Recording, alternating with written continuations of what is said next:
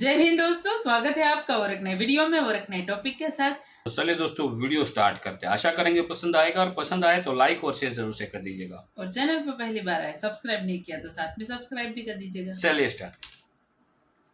सबसे पहले आपको खबर दें, अमेरिका का कहना है कि ईरान के साथ तिजारती मुआहदों पर गौर करने वालों को पाबंदियों के मुमकिन खतरे से आगाह रहने का मशवरा देते हैं। तर्जुमान अमरीकी महकमा खारजा ने पाक ईरान तिजारती मुआहदों के सवाल पर जवाब में कहा कि अमरीका मुमकिन पाबंदियों का जायजा नहीं ले रहा। अमरीका के जो स्टेट डिपार्टमेंट के स्पोक्स पर्सन है मैथ्यू मिलर साहब, उन्होंने कमेंट किया है कि वो तमाम ममालिक जो ये समझते हैं कि वो ईरान के साथ कोई एग्रीमेंट कर सकते हैं, तो ये याद रखिएगा, कोई इकोनॉमिक एग्रीमेंट कर सकते हैं तो threats of sanction is there, threat of sanction is there. Gas line के बारे में उन्होंने बाकायदा हमें धमकी दी है। ये डिप्लोमेटिक ज़बान नहीं है, ये जो मैथ्यू मिलर साहब हैं इनकी ज़बान में एक धमकी है कि वो जो चाह रहे हैं इस प्रोजेक्ट के ऊपर काम करना, वो अमेरिकन सैंक्शंस के लिए तैयार हो जाए। यस, ठीक है, हाँ, यही स्टेटमेंट है उनका। भारत की बहुत लिंक्स हैं ईरान के साथ, लेकिन अब हर प्रोजेक्ट में जब इंडिया ने शिरकत की उस पर तो मेरा ख्याल है कि आई डोंट थिंक कि कोई वेवर्स थे या कोई सैंक्शंस की बात, लेकिन काफी मुल्कों को अमेरिका वेवर्स देता आता है। वैसे अमेरिका को भी समझाएं तरीके से कि हमारा पहले बात होगी, हमारा मुस्लिम मुल्क है तो हम इससे है ना पीछे नहीं हट सकते। ठीक है, तो अमेरिका आप इतनी स्टेटमेंट देंगे, अमेरिका कहेगा हाँ यार ठीक है चलो आपका वो नहीं मानेगा। वो कैसे समझाएं? भाई इंडिया को तो मना किया था ना उसने, रशिया के मामले में इससे तेल नहीं लेना, लेकिन इंडिया तो नहीं मना हुआ, उसने ले लिया, कोई पाबंदी नहीं लग रही इस पे। क्योंकि पाकिस्तान तकरीबन 22% अपनी एक्सपोर्ट्स भी अमेरिका को ही बेचता है। So there is one single largest export destination जो पाकिस्तान के लिए है वो अमेरिका है। और ये जब कि ईरानी सदर पाकिस्तान में है, सो वो पाकिस्तान को बेसिकली कॉशियस कर रहे हैं, टेक बी केयरफुल, आप जो ट्रेड एग्रीमेंट्स करने जा रहे हैं। जय हिंद दोस्तों, जैसा कि आप लोगों को पता है कि ईरान के जो राष्ट्रपति हैं इब्राहिम रईसी, वो जो है पाकिस्तान पहुंचे हुए हैं। और पाकिस्तान पहुंचते ही, क्योंकि दोस्तों ईरान के ऊपर सैंक्शन लगा हुआ है, अब भारत ईरान के साथ ट्रेड करता है तो फिर भारत की अलग ही लेवल की पहुंच है। आप लोगों को पता है भारत पे सैंक्शन लगाना यूएसए के लिए इम्पॉसिबल है। ईरान क्या, भारत तो यूएसए के कट्टर दुश्मन रूस से भी तेल लेता है। ठीक है, तो भारत ने दोस्तों अपनी वो अर्थव्यवस्था बनाई है, भारत ने अपने आप को उतना विकसित किया है कि उसे यूएसए अगर सैंक्शन लगा भी देता है तो भारत को फर्क नहीं पड़ने वाला, क्योंकि भारत आईएमएफ के सामने, यूएसए के सामने कटोरा लेके नहीं खड़ा रहता। ठीक है, बल्कि भारत और यूएसए की पार्टनरशिप जब होती है तो यूएसए को भी इक्वली फायदा होता है जितना भारत को होता है। ठीक है, पाकिस्तान पता ही है आप लोगों को, यूएसए से मांगने के अलावा यूएसए को एक पैसे दे नहीं सकता है। ठीक है, तो यूएसए अगर पाकिस्तान पे सैंक्शन लगाएगा तो पाकिस्तान की आईएमएफ की डील बंद हो जाएगी, वर्ल्ड बैंक की डील बंद हो जाएगी। ठीक है, और मुख्यतः जहां से पाकिस्तान को पैसे मिलते हैं वो सब बंद हो जाए। ठीक है, उसके पीछे का रीजन ये है दोस्तों, यूएसए सैंक्शन क्यों लगाएगा पाकिस्तान पे, आपको बखूबी पता है कि ईरान और यूएसए के जो है मसले हैं, उन दोनों के बीच विवाद है। ठीक है, और पाकिस्तान अगर ईरान के साथ ट्रेड करता है, इट मीन्स कि पाकिस्तान ईरान को सपोर्ट करता है, और ईरान क्योंकि अमेरिका का दुश्मन है इसलिए पाकिस्तान पे हार्ड सैंक्शन लग सकते हैं ट्रेड होते ही अमेरिका की तरफ से। पाकिस्तान कह रहा है भारत पे नहीं लगाते, हम पे लगा देते हो। अब जो यूएस सैंक्शंस हैं पाकिस्तान के ऊपर, वो देखें, हम नहीं अफोर्ड कर सकते। हमारी एक बड़ी, जिसे कहते हैं ना, छोटी सी इकोनॉमी है, छोटा सा हमारा एक फाइनेंशियल जो सर्कल है, और हमारे लोग ऑलरेडी बड़े गरीब हैं।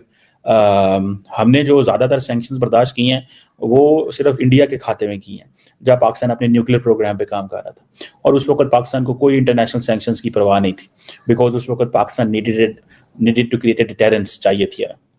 और पाकिस्तान ने अमेरिका की उस वक्त की जो सैंक्शंस हैं उसकी परवाह नहीं की, और कोई भी मुल्क अपने नेशनल इंटरेस्ट के लिए कोई परवाह नहीं करता। देखिए, हम भारत नहीं है, भारत जो है उसको ये इजाज़त है कि वो रशिया से S-400 मिसाइल ले सकता है, भारत को इजाज़त है वो तेल ले सकता है रशिया से, पाकिस्तान को इजाज़त नहीं है। देखिए, पाकिस्तान को इजाज़त नहीं है कि हम जो है वो टर्की से हेलीकॉप्टर्स ले सकें, बिकॉज उससे थर्ड पार्टी वेरिफिकेशन चाहिए, जो कि अमेरिकन ने करनी होती है, क्योंकि वो बहुत सारी आई थिंक इंजन्स बनाते हैं हेलीकॉप्टर्स के। रिसेंटली पाकिस्तान लेना चाह रहा था। सो हम तो एक बड़ी मुश्किल में है, और हमारी लीडरशिप ने कोई हमारा मुस्तकबिल चेंज करने के लिए कोई काम नहीं किया हुआ, क्योंकि उनकी आपस की लड़ाइयाँ ख़त्म ही नहीं होती, तो वो हमें कहाँ वॉच करेंगे। अपनियाँ जिसे वो कहते हैं ना, लड़ाइयाँ ख़त्म होंगी तो वो वॉच करेंगे ना हमें। कभी हम अमेरिका के साथ सीटो के मेंबर थे, South East Asian treaty organisation, CENTO के मेंबर थे, सेंट्रल ट्रीटी ऑर्गेनाइजेशन, फिर हम मेजर नॉन नेटो एलाय भी रहे हैं। ठीक है जी, और हमारे ऊपर सैंक्शंस भी रही हैं। पाकिस्तान और अमेरिका के ताल्लुकात को कहा जाता है the most sanctioned ally, the most trusted ally and the most allied ally. ये धमकी है, मेरे ख्याल से पाकिस्तान के फॉरेन ऑफिस को इसके ऊपर प्रोटेस्ट करना चाहिए, बिल्कुल करना चाहिए प्रोटेस्ट। ईरान ने एक तवील सैंक्शंस बर्दाश्त करके सेल्फ रिलायंस के ऊपर इन्हिसार किया, आज वो एक कौम की हैसियत से रिस्पेक्टेबल कौम है। जी ये जो हमें मशवरा देते हैं ना जी कि हम इत्तेहादी हैं अमेरिका के, अमेरिका हमें मदद देता है, अमेरिका हमें वर्ल्ड बैंक से IMF से लोन लेता है, मेरा दिल चाहता है थप्पड़ मारूं उनके मुंह के ऊपर मैं, क्योंकि पाकिस्तान ने जितनी लंबी सैंक्शंस बर्दाश्त की हैं अमेरिका की, आपको याद होना चाहिए, हमारी याददाश्त बहुत कमजोर है। पाकिस्तान के न्यूक्लियर प्रोग्राम के ऊपर 5-5 साल 7-7 साल की सैंक्शन हमारे ऊपर लगी। हमने उनको कैश पेमेंट की F-16 जहाजों की। उन्होंने न सिर्फ ये कि हमें जहाज नहीं दिए उन सैंक्शंस के तहत, उनका पैसे भी नहीं मिलेंगे, इसके अगेंस्ट काइंड में ले लें आप, यानी वो गंदम जो वो हर साल जाया करते हैं वो हमें सप्लाई करके उन्होंने पैसे पूरे किए। ये है एलाई। ऐसे एलाइस पर 1,00,000 मरतबा लानत है। दूसरी बात ये तो फिर हमारे लीडरशिप कब हम सीखेंगे, कब हम सीखेंगे एक कौम की हैसियत से खड़ा होना। आप जो मर्जी कर लें, अमेरिका ने जब आपको सजा देनी है वो एक लम्हे के लिए नहीं सोचेगा कि आपने उसके लिए क्या किया। हमने 40 साल तक अफगानिस्तान का ब्लीडिंग वूंड बनना बर्दाश्त किया सिर्फ अमेरिकन की खुशनुदी के लिए। ये इतने बड़े बेगैरत और बेहिस हैं कि जब जिनीवा में जब एकॉर्ड हुआ अफगानिस्तान का, ये पूछे बगैर हमारे यहाँ से फूट लिए और हम 40 लाख बंदों का बोझ लेके कई दहाइयों से आज तक अभी तक इसको एलाइज कहते हैं। इसके लिए हमें अमेरिका की बात माननी चाहिए।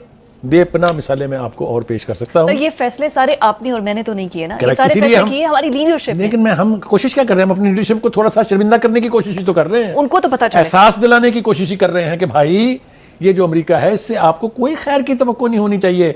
इसने अफगानिस्तान में फिर आपको फंसाना है और हमने फिर फंसना है। लिख ले मेरी बात अमेरिका की खातिर। अब तो क्या ईरान इंडिया के साथ ट्रेड कर रहा है, इंडिया पर कोई सैंक्शंस नहीं है, लेकिन पाकिस्तान अगर गैस पाइपलाइन के जरिए गैस लेकर आता है हम पर के जो कारोबार के हवाले से बातें हैं वो तो लोकल सतह पे होनी है।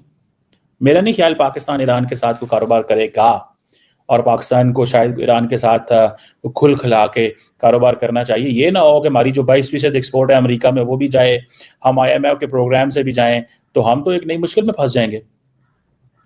सो वो कह रहे हैं कि बिजनेस, एक ही ऑप्शन रह जाता है, दूसरे लफ्जों में वो एक इनफॉर्मल सी ट्रेड है जो आप कर सकते हैं। वही चीज पाकिस्तान को पे बैक कर सकती है, क्योंकि पाकिस्तान का ईरान के साथ लंबा बॉर्डर है और उस लंबे बॉर्डर में पोरस बॉर्डर है, तो अब तो वहां से खुल्लम खुला कारोबार चीजें ट्रेड हो रही है। रिसेंटली पाकिस्तान के को ये कहा गया था, आई थिंक अमेरिकन अथॉरिटीज ने कहा था कि भैया ये बहुत ज्यादा ट्रेड हो रही है, इसको रोकें, पर्टिकुलरली जो इलीगल जो ऑयल स्मगलिंग हो रही है। अब टेक्निकली तो पाकिस्तान को इसका बड़ा नुकसान होता है स्मगलिंग का, क्योंकि हुकूमत के पास रेवेन्यू नहीं आता। जो भी इंपोर्ट एक्सपोर्ट होती है या कोई चीजें सेल होती हैं, देखें जब एक बिजनेसमैन जो है या जो गैस स्टेशन या पेट्रोल स्टेशन पे जो शख्स बैठा हुआ है, जब वो उसके पास कोई वो चीज खरीदेगा तो वो उसकी इनवाइस आएगी और वो लिखेगा, जब वो बेचेगा तो इनवाइस होगी तो वो बेचेगा। सो अगर आने की इनवाइस ही कोई नहीं है तो इसका मतलब है हुकूमत को टैक्स ही नहीं मिलना। अगर सेल ही नहीं होगा तो टैक्स ही नहीं मिलेगी। सो ना परचेज की इनवाइस है ना सेल की इनवाइस है। सो हुकूमत तो दोनों शर्तों में नुकसान हो रहा था, लेकिन उसका एक ये फायदा हो रहा होता है कि एटलीस्ट आपको बाहर से तेल कम इंपोर्ट करना पड़ता है क्योंकि डिमांड कम होती है। तो दोस्तों ये अपने आप को कंपैरिजन तो भारत से करते हैं, लेकिन अगर ये लिस्ट चेक करें ना अपना, तो इनका लिस्ट में आएंगे यमन, सीरिया, इराक, सोमालिया, इन सब की लिस्ट, ठीक है। और भारत कहाँ, जो दुनिया की चौथी सबसे बड़ी अर्थव्यवस्था। और थैंक यू दोस्तों वीडियो को यहाँ तक देखने के लिए। और तो वीडियो आपको कैसी लगी कमेंट में लिख कर जरूर बता दीजिएगा। फिलहाल आपसे विदाई ले रहे, मिलेंगे और अपने वीडियो में आपके साथ। टिल देन जय हिंद, जय भारत।